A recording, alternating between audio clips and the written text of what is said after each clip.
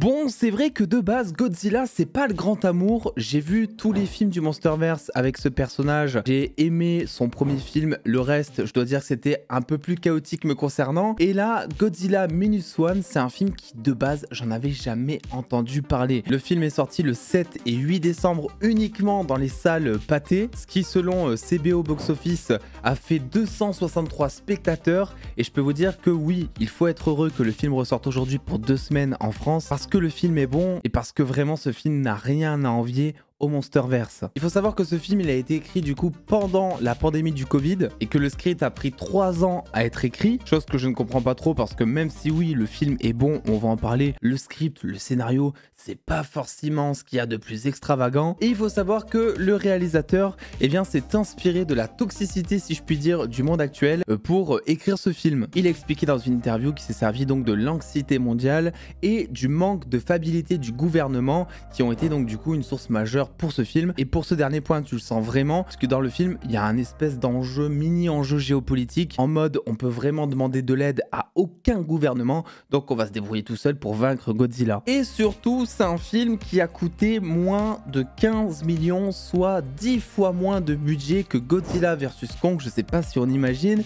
Et avec ce budget, et en le sachant avant même d'arriver en salle, je m'attendais vraiment à avoir un film très intimiste, c'est ce qu'on a, beaucoup moins porté sur la destruction, le blockbuster, etc. Et en fait, je me suis totalement gouré. C'est un film qui est ultra généreux sur ses scènes d'action. Godzilla est présent, mais vraiment pour 4-5 grosses séquences durant le film, à tel point qu'à chaque fois, tu as l'impression que c'est un climax et que le film va se finir, sauf que non. Eh bien, il y a une autre scène derrière. La première scène où tu vois Godzilla durant les 5 premières minutes du film met l'amende à absolument tout le Monsterverse selon moi, parce que en seulement quelques secondes, dès l'apparition du T-Rex slash lézard slash tout ce que vous voulez, eh bien tu sens direct en même temps le danger, les enjeux, la puissance et tout ça d'un point de vue humain. Là où justement tout le Monsterverse, vous savez, il y avait toute une question de comparer Godzilla à des immeubles, etc. Donc il y avait beaucoup de grands plans, de plans larges, de plans d'ensemble pour nous montrer à quel point il était spectaculaire, grand. Et là on va au contraire beaucoup plus se placer du point de vue intimiste, du point de vue humain, ce qui va nous faire ressentir en fait toute l'anxiété, tout le stress et aussi toute la grandeur du truc quoi. Alors je sais pas si vous, ça vous a fait pareil, dites-moi en commentaire,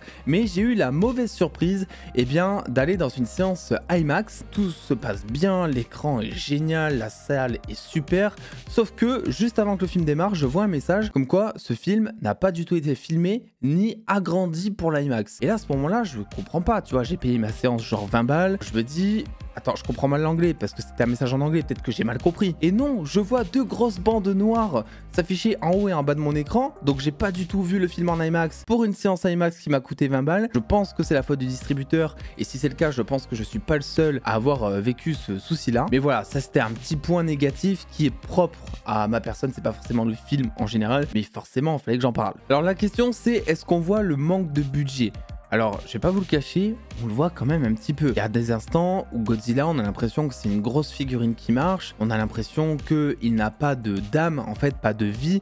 Il y a notamment ses yeux qui, moi, m'ont posé problème, où en fait, il ne va jamais cligner, ni même bouger ses pupilles, on dira. Donc il y a un air des fois de temps en temps sur certains plans où tu sens que le truc est fake, et évidemment tu vois quelques fonds verts, tu vois quelques effets d'eau ou de fumée, ou même des aspects 3D comme des chars ou des bateaux ou des bus qui passent comme ça dans les airs, et tu sens que bon, il y a un truc qui va pas trop. Pour autant, pour un film qui a coûté 15 millions, c'est totalement pardonnable, parce que bordel, qu'est-ce que c'est bien pensé, qu'est-ce que c'est intelligent sur la mise en scène, et tout est fait justement pour combler ce manque de budget. Tu sens que chaque penny a été placé là où il faut justement, et là où je m'attendais, comme je vous le disais au début, à avoir 2-3 scènes de Godzilla, d'autant plus que Godzilla apparaît dans les 5 premières minutes, et qu'à partir de ce moment-là, je me suis dit bon bah super, on l'a vu là, c'était vraiment pour marquer le spectateur et ensuite on le verra juste à la fin. Non, pas du tout. Godzilla est bien présent durant le film pendant plusieurs séquences, et vraiment en plus pendant longtemps et de manière assez spectaculaire. Enfin je veux dire, on parle de villes détruites, on parle d'effets spéciaux assez incroyables, notamment avec son rayon bleu qui, la première fois où il apparaît, mais là aussi selon moi l'amende à tout le Monsterverse. Tu sens la puissance du truc, tu vois les vagues d'air.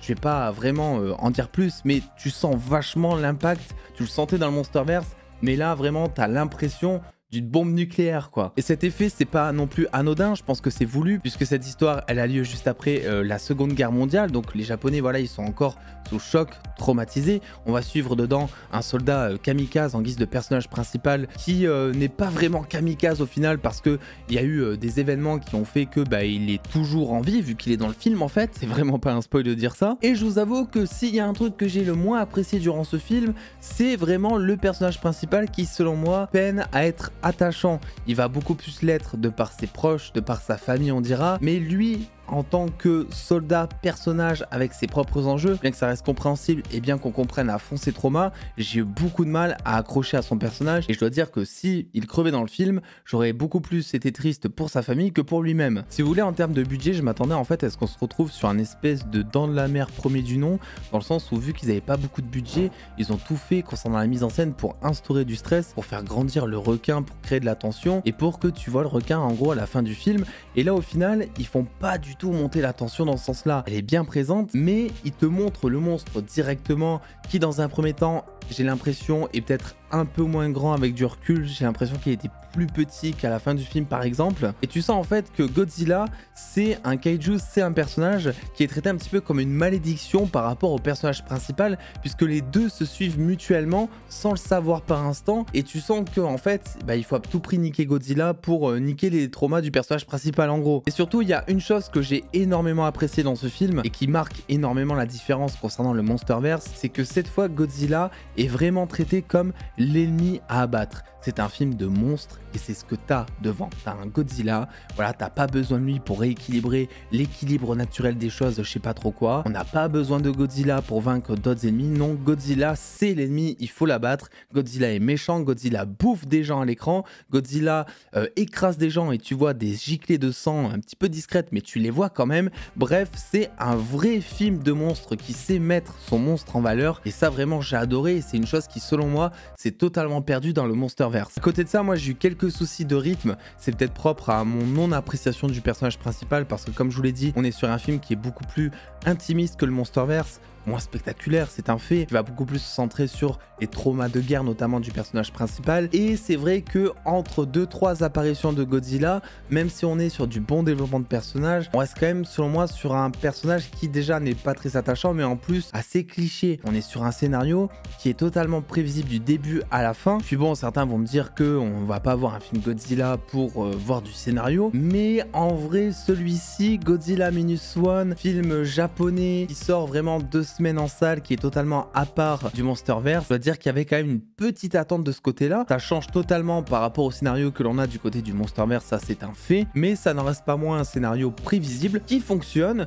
et on a vu 10 fois pire en termes de scénario cette année ou l'année dernière, vous inquiétez pas, c'est vraiment pas non plus nauséabond, mais ça réinvente pas non plus le genre du kaiju quoi. Donc de ce que j'ai vu à droite à gauche, le film a l'air quand même pas mal de fonctionner, que ce soit sur le territoire japonais ou même un petit peu partout dans le monde, vu qu'en plus dans ce film, il y a l'air d'avoir un 2 qui est plus ou moins teasé, il y a moyen qu'un 2 soit prochainement diffusé et que s'il y a un bon score en France, qu'il soit rediffusé en France. En tout cas je l'espère parce que selon moi c'est ce genre de film qui grâce à une licence que tout le monde connaît, pour le coup Godzilla que certains ont découvert avec le Monsterverse, donc le côté beaucoup plus blockbuster, c'est quelque chose qui peut t'ouvrir à un autre cinéma. On est clairement ici sur du cinéma japonais, ça se voit au vu du jeu des acteurs qui est beaucoup plus démonstratif. Certains qui ne sont pas habitués diraient par exemple qu'on est sur du surjeu, mais c'est du jeu japonais. J'ai pas trouvé un acteur en dessous d'un autre, même la petite fille qui doit genre avoir 3-4 ans se démerde plutôt pas mal. Donc moi je ne peux que vous conseiller d'aller voir ce Godzilla Minus One, d'autant plus si de base vous êtes fan de monstres, si vous êtes fan de kaiju, c'est vraiment pas mon cas. Et pourtant j'ai ultra apprécié. Donc si vous avez vu le film, dites-moi ce que vous en avez pensé en commentaire. N'oubliez pas le pouce bleu, l'abonnement. On se retrouve très vite pour la critique de Pauvre Créature avec Emma Stone, ainsi qu'une vidéo news sur Marvel et une vidéo news sur DC. Oui, il y a des choses de prévues, va falloir tout faire rentrer dans le planning, ça va pas être évident. Je vous fais des bisous, prenez soin de vous